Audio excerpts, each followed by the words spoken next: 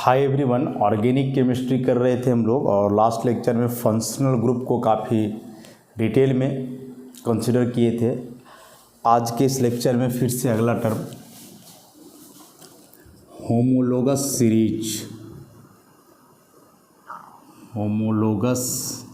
Series जिसे हिंदी में समजात श्रेणी के नाम से जाना जाता है क्या? तो a series of similar constituted compounds in which the members possess same functional group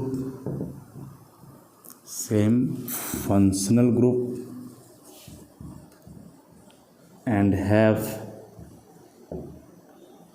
almost identical chemical properties is called homologous series, and the members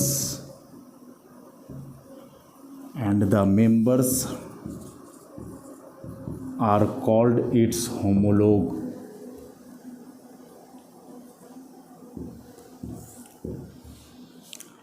क्या लिखा हमने? ये series of similar constituted compounds in which the members possess same functional group and have almost identical chemical properties. Series कहने का मतलब हुआ एक group, श्रेणी। तो ऑर्गेनिक कंपाउंड्स का एक वैसा सीरीज, एक वैसा ग्रुप जिसमें जितने भी मेंबर होंगे उस ग्रुप के सब मेंबर का फंक्शनल ग्रुप क्या होगा? सेम होगा। एक वैसा ग्रुप ऑर्गेनिक कंपाउंड्स का जिसमें सारे मेंबर के लिए फंक्शनल ग्रुप क्या हो? सेम।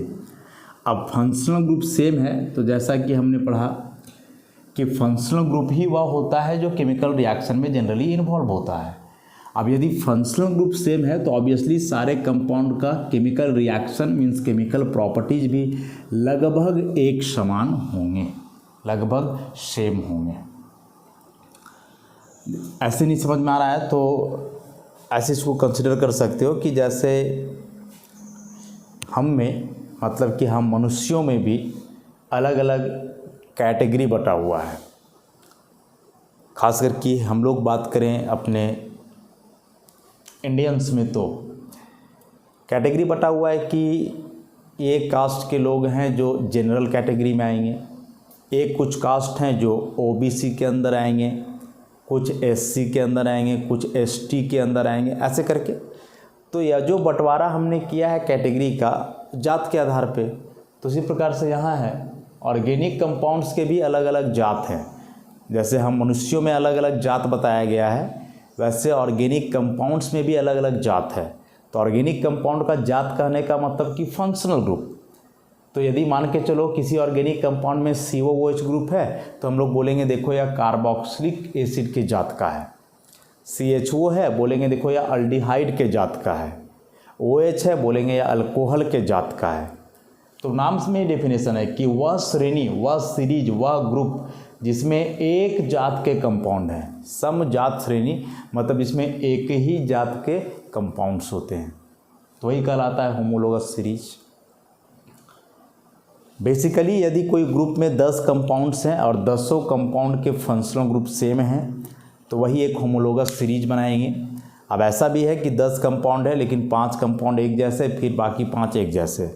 तो ये जो 5 जिनका फंक्शनल ग्रुप सेम है वे पाँचों एक होमोलोगस सीरीज बनाएंगे और बाकी के जो 5 जिनका फंक्शनल ग्रुप सेम है तो ये पाँचों एक होमोलोगस सीरीज बनाएंगे। लेकिन यदि सबका अलग अलग है तो वे कभी होमोलोगस सीरीज का फॉर्मेशन नहीं करेंगे। अब होमोलोगस सीरीज के भी कुछ इम्पॉर्टेंट फीचर्स होते हैं। तो होमोलोगस सीरीज तो चलो पूरे कंपाउंड्स का ग्रुप ही कहलाया। अब उसमें से जो कंपाउंड जो मेंबर हैं होमोलोगस सीरीज के वे होमोलोग कहलाते हैं।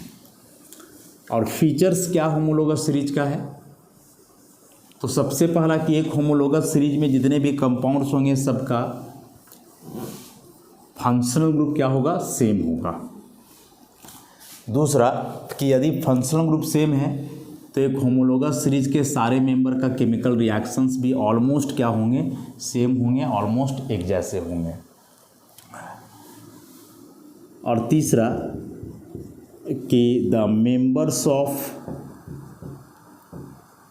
Members of homologous series can be represented by a general molecular formula। Short में इसे GMF लिखा जाएगा, जनरल मॉलिक्यूलर फार्मूला। मतलब एक होमोलोगस सीरीज में जितने भी मेंबर्स हैं उन सारे मेंबर्स के लिए एक सामान्य आणविक सूत्र लिखा जा सकता है। जनरल मॉलिक्यूलर फार्मूला मतलब सामान्य आणविक सूत्र लिखा जा सकता है। जैसे कुछ तो पढ़े होंगे पहले, अल्केन्स हैं, क्या जनरल मॉलिक्यूलर फार्मूला होता है, CnH2n+2, जहाँ n शुरुआत होगा 1 से, 1 से शुरुआत होगा, इससे ज़्यादा भी हो सकता है, 1 से कम नहीं होगा। अल्कीन्स हैं CnH2n, जहाँ n शुरू होगा 2 से, n = और ग्रेटर देन 2। वैसे ही अल्काइंस CnH2n-2, n 2 से।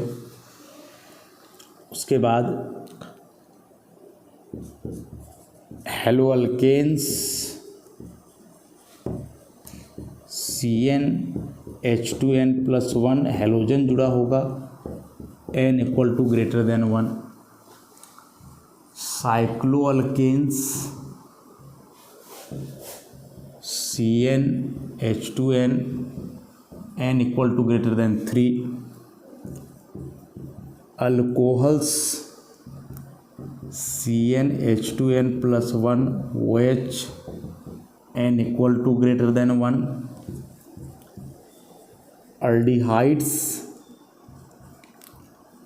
अल्डिहाइड्स का general formula CnH2n+1 CHO, n = greater than 0। वैसे ही कार्बोक्सिलिक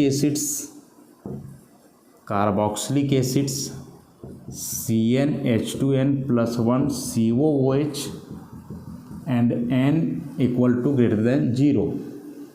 उसी प्रकार से कीटोन्स CnH2n+1 C+O, फिर यहाँ CmH2m+1, दोनों तरफ ग्रुप्स होंगे।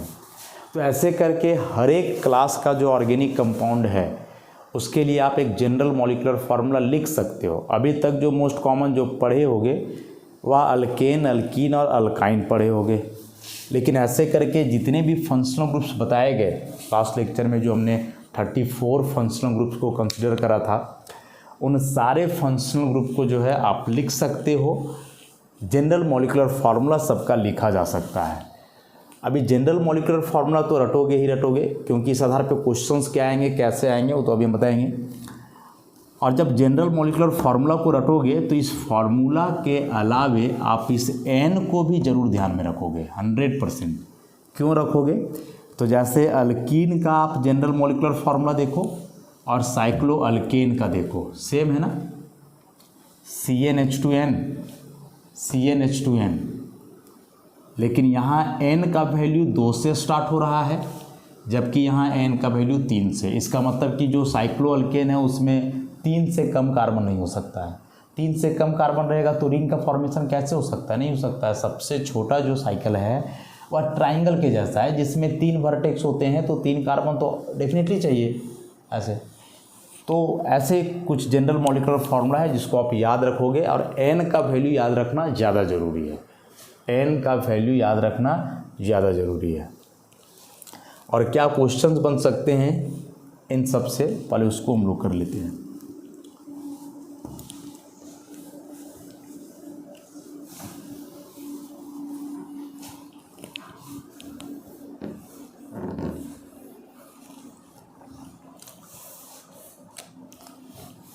ऐसे करके क्वेश्चन पूछे जा सकते हैं। First of all, right the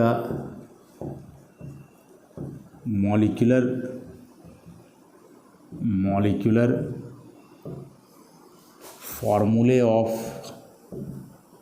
first 4 members of alkyne and carboxylic acids। Carboxylic acid और अल्काइन के शुरुआत 4 मेंबर का मॉलिक्यूलर फार्मूला हमें लिखना है। शुरुआत 4 मेंबर, फर्स्ट 4 मेंबर लिखा हुआ है ना, शुरू के 4 मेंबर्स। तो फर्स्ट ऑफ ऑल अल्काइन की बात करें हम लोग। अल्काइन की जनरल मॉलिक्यूलर फार्मूला क्या पढ़ा है हमने अल्काइन के लिए? CnH2n-2, जहाँ n शुरू होता है 2 से। अब n शुरू ही हो रहा है 2 से, इसका मतलब कि n बराबर 2 इसके लिए फर्स्ट मेंबर हो जाएगा, n बराबर 3 सेकेंड मेंबर हो जाएगा, n बराबर 4 थर्ड मेंबर, और n बराबर 5 फोर्थ मेंबर। ऐसे करके अब n का वैल्यू यहाँ पुट करते जाओ, तो C n का जगह 2 है, H2 इंटू 2 माइनस 2, तो क्या फार्मूला बनेगा? C2H, 2 इंटू 2 4, 4 में 2 जाएगा तो 2, C2H2। वैसे यहाँ C3H2 इंटू 3 माइनस 2, तो C3 यह हो जाएगा 3 दूना 6 में से 2 जाएगा 4। ऐसे करके लिखते जाओगे तो C4H6 आ जाएगा, C5H8 आ जाएगा, ऐसे। तो ये 4 फार्मूला हो गए शुरुआती 4 मेंबर के। नेक्स्ट ऐसे ही कार्बोक्सिलिक एसिड का, कार्बोक्सिलिक एसिड के लिए जनरल फार्मूला क्या पढ़े? CnH2n+1 COOH, n 0 से स्टार्ट होगा, तो n = 0 इसके लिए फर्स्ट मेंबर हुआ, n = 1 सेकेंड मेंबर हुआ, n = 2 third member, and n = 3 fourth member. n = 3 is fourth member. अब n का वैल्यू 0 रखा जाए तो C0H, 2 इंटू 0 + 1 COOH। अब C0 मतलब कि कार्बन नहीं होना है, H2 इंटू 0 मतलब 0 + 1 मतलब 1, तो 1 हाइड्रोजन बच जाएगा और इसके साथ COOH। वैसे यहाँ n का 1 पुट किया जाए तो CH हो जाएगा 2 इंटू 1 मतलब 2 + 1 3, तो CH3 और COOH। वैसे n = 2 तो C2H हो जाएगा 2 इंटू 2 4 + 1 5, मतलब C2H5, और COOH तो लगा हुआ रहना ही है सब में। वैसे आगे C3H7 COOH, ऐसे। तो पहला क्वेश्चन तो ऐसे बन सकता है इसमें, पहला क्वेश्चन ऐसे बन सकता है इसमें कि फार्मूला ही पूछ दे किसी कंपाउंड के लिए, कोई पर्टिकुलर टाइप ऑफ क्लास का, तो ऐसे इसको अटेम्प्ट करोगे। जनरल मॉलिक्यूलर फार्मूला याद रहा तो किसी भी मेंबर का लिखा जा सकता है।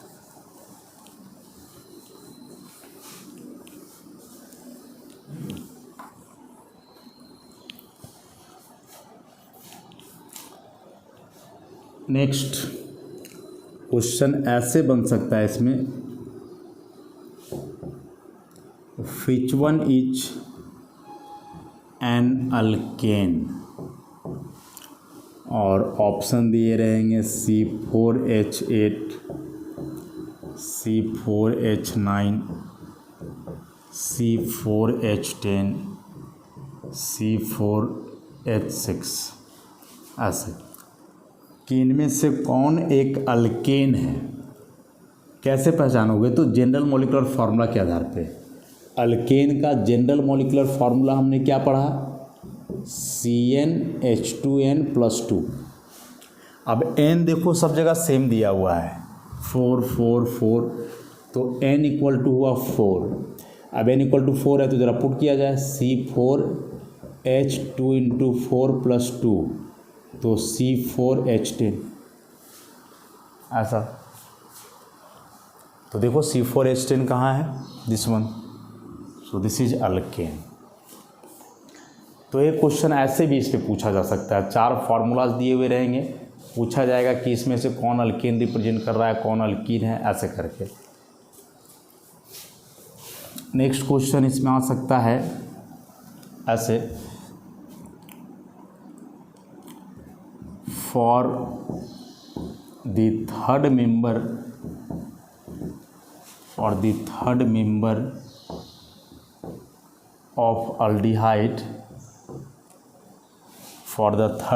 Of aldehyde, the number of carbon atoms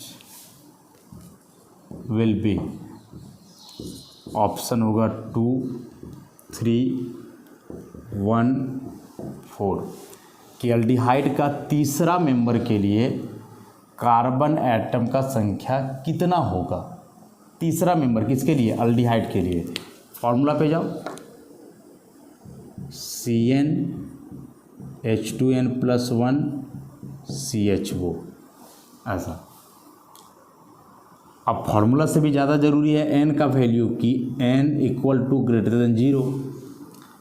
तो पूछ रहा है थर्ड मेंबर, तो इसका मतलब हुआ कि n = 0 first member, n = 1 second member and n = 2 is the third member. तो थर्ड मेंबर के लिए n का वैल्यू कितना आ रहा है? 2। मैंने इसमें गलती होने का क्या चांस है ना, कि जैसे ही थर्ड मेंबर लोग देखेंगे समझ जाएंगे कार्बन कितना होगा, 3, यही मात खा जाओगे ना। n का वैल्यू जरूर याद रखना है, क्योंकि n ही तो यहाँ डिसाइड करने वाला है कि कौन सा मेंबर का कितना कार्बन होगा।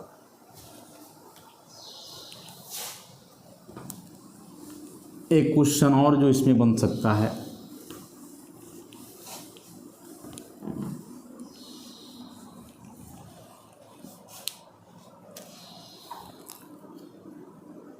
ऐसा, 2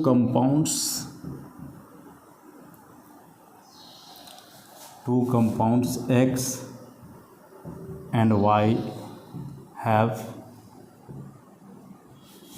molecular formula या molecular formulae C2H4 and C4H8.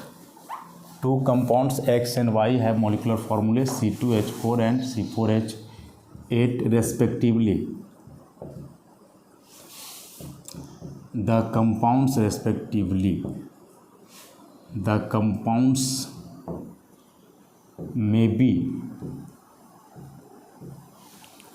ऐसे करके, X is alkene, Y is cycloalkane, X is cycloalkane, Y is alkene, C, X is alkene, Y is also alkene, D, X is alkene, Y is alkene as well as cycloalkane। ऐसे questions भी बन सकते हैं इस topic से। 2 compounds है X और Y, दोनों के लिए मॉलिक्यूलर फार्मूला दिया हुआ है C2H4 और C4H8, और बताना है कि ये दोनों कंपाउंड्स क्या हो सकते हैं। X अल्कीन हो सकता है, Y साइक्लोअल्केन, या फिर X साइक्लोअल्केन Y अल्केन, या X और Y दोनों अल्कीन, या फिर X अल्कीन और Y अल्कीन साइक्लोअल्केन दोनों। तो देखो फर्स्ट ऑफ ऑल फार्मूला पे जाओगे तो कार्बन का डबल है हाइड्रोजन, 2 कार्बन के बदले वहाँ 4 हाइड्रोजन, तो यहाँ 4 कार्बन के बदले 8 हाइड्रोजन। अब कार्बन का दोगुना हाइड्रोजन है, मतलब इट में भी अल्कीन एज वेल एज साइक्लोअल्केन, लेकिन जैसा कि हमने पढ़ा कि साइक्लोअल्केन यदि है तो साइक्लोअल्केन में ये फार्मूला अल्कीन के लिए भी हो सकता है और साइक्लोअल्केन के लिए भी। अल्कीन में हमने पढ़ा था कि जो कार्बन का संख्या होगा वह 2 या उससे अधिक होगा, 2 3 4 5 ऐसे। और जो साइक्लोअल्केन है इसमें 3 से शुरू होगा, 3 4 5 ऐसे करके। तो इस फॉर्मूला में देखोगे तो कार्बन तो 2 है, मतलब कि 3 से कम है, तो ये कभी साइक्लोअल्केन नहीं हो सकता है। जब भी होगा तो क्या होगा, अल्कीन। तो उस हिसाब से यदि ऑप्शन को कैंसिल करोगे तो ये कैंसिल हो जाएगा, एक्स कभी साइक्लोअल्केन नहीं हो सकता है। अब इन तीनों में देखा जाए, अब जो यहाँ बच रहा है एक फार्मूला वाई के लिए, वह C4H8 है, मतलब कार्बन यहाँ 4 है, तो 4 देखो इसमें भी आ रहा है, अल्कीन में भी, और 4 साइक्लोअल्केन में भी, मतलब यह अल्कीन के लिए भी हो सकता है, साइक्लोअल्केन के लिए भी हो सकता है। तो एक्स तो डेफिनेटली अल्कीन होगा और वाई दोनों हो सकता है। तो कौन सा ऑप्शन सही है इस हिसाब से, D number. So this is the correct answer. किस तरह से मतलब क्वेश्चन कहाँ से जाकर के पूछ सकता है, बस ये बतलाना चाह रहे थे हम इन क्वेश्चंस की मदद से। तो वेरीफाई कर लोगे आप अच्छे से। नेक्स्ट प्रॉपर्टी होमोलोगस सीरीज का,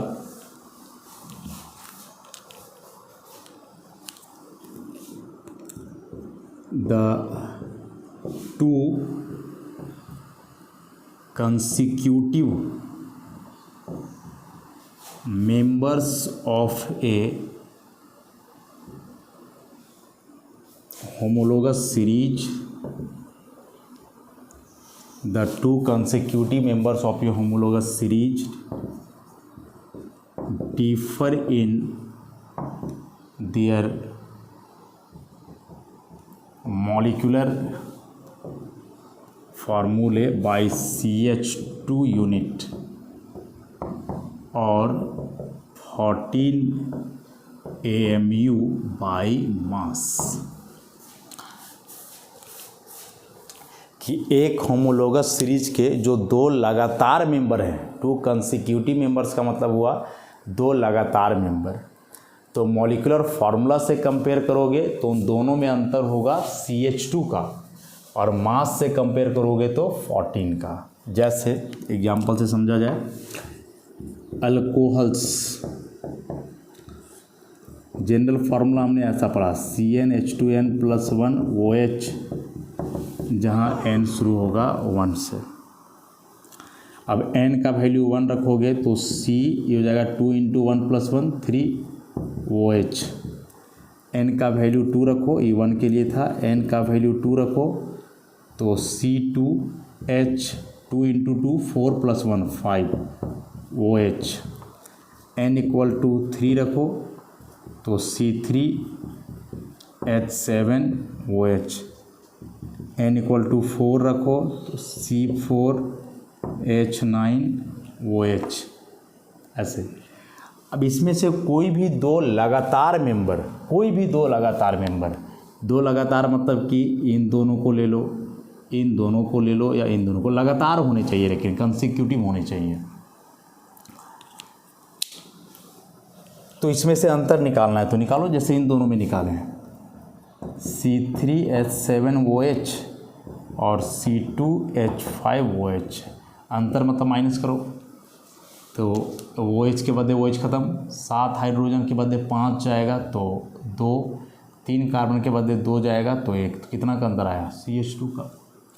अब इसमें से मास निकालोगे तो कार्बन का मास हम लोग जानते हैं 12 यूनिट, हाइड्रोजन का 1, तो 1 × 2 तो कितना आ जाना है 14 यूनिट्स।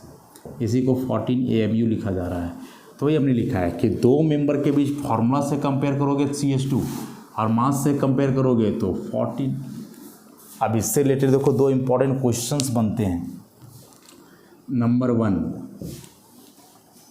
ऐसे दे देगा कि the molecular formula of a particular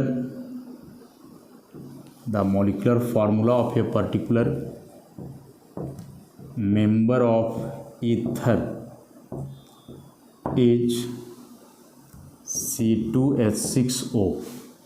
The molecular formula of a particular member of ether is C2H6O. What will be the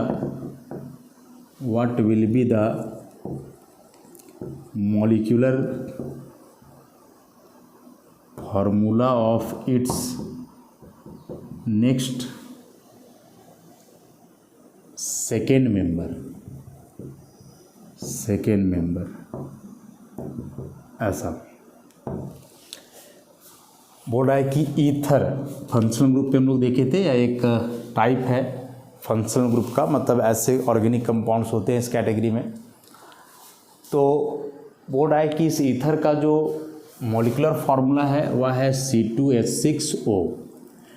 तो इसी कंपाउंड में, मतलब कि ईथर की कैटेगरी में ही इसके बाद का दूसरा मेंबर का फॉर्मूला क्या होगा, इसके बाद का दूसरा मेंबर।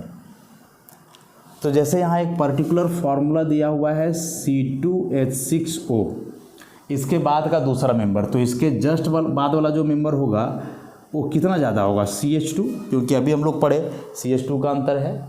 फिर उसके बाद वाला तो एक CH2 और, तो जोड़ दो इन सबको, तो O का वो अब H हो गया यहाँ से 6, 2 8, 2 10, और कार्बन हो गए 2 3 4, C4H10 वो।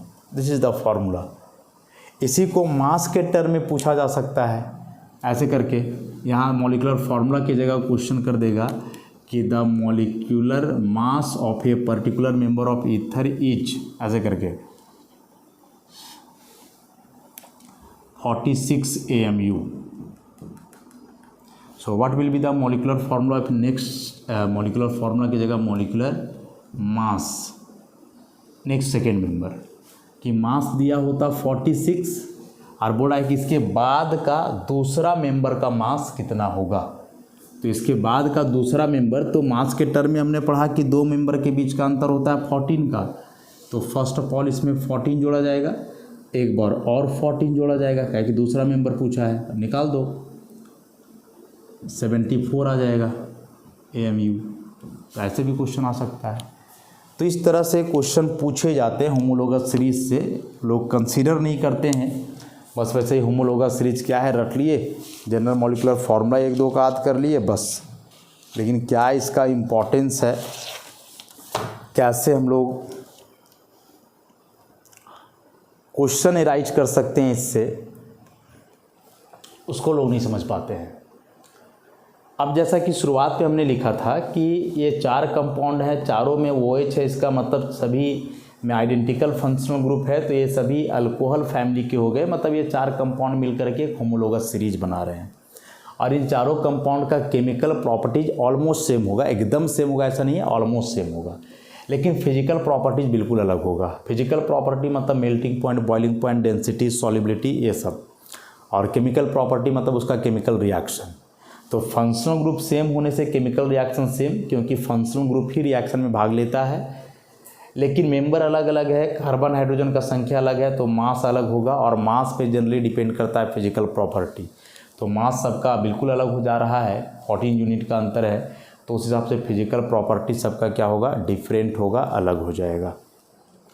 और उसके बाद एक होमोलोगस सीरीज में ये जितने भी मेंबर्स होते हैं, जैसे 4 मेंबर्स हैं, तो इन चारों मेंबर्स को जनरली एक कॉमन सा मेथड से प्रिपेयर किया जा सकता है, बनाया जा सकता है। मतलब एक होमोलोगस सीरीज के जो मेंबर्स होते हैं उनको आप बनाना चाहो लैब में, तो एक कॉमन सा मेथड हो सकता है जिसके मदद से हम चारों को, या जितने भी मेंबर हैं उसमें सबको बना लें। हो ही जाएगा ऐसा ज़रूरी नहीं है, लेकिन हाँ हो सकता है। तो इस तरह से इस होमोलोगस सीरीज को समाप्त करा हमने। काफ़ी कुछ सीखने को है, यदि आप सीखना चाहो तो। आने तो वैसे ही 1-2 लाइन का चीज़ है, रट लो काम ख़त्म।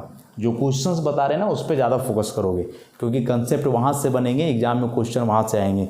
रट लेने से एग्जाम में क्वेश्चन आप नहीं कर पाओगे, इसलिए बीच बीच में क्वेश्चंस बताए जा रहे हैं ताकि कंसेप्ट को क्लियर करते जाना है। तो आज के लिए इतना ही, बाकी फिर नेक्स्ट लेक्चर से कंटिन्यू करेंगे हम लोग। धन्यवाद।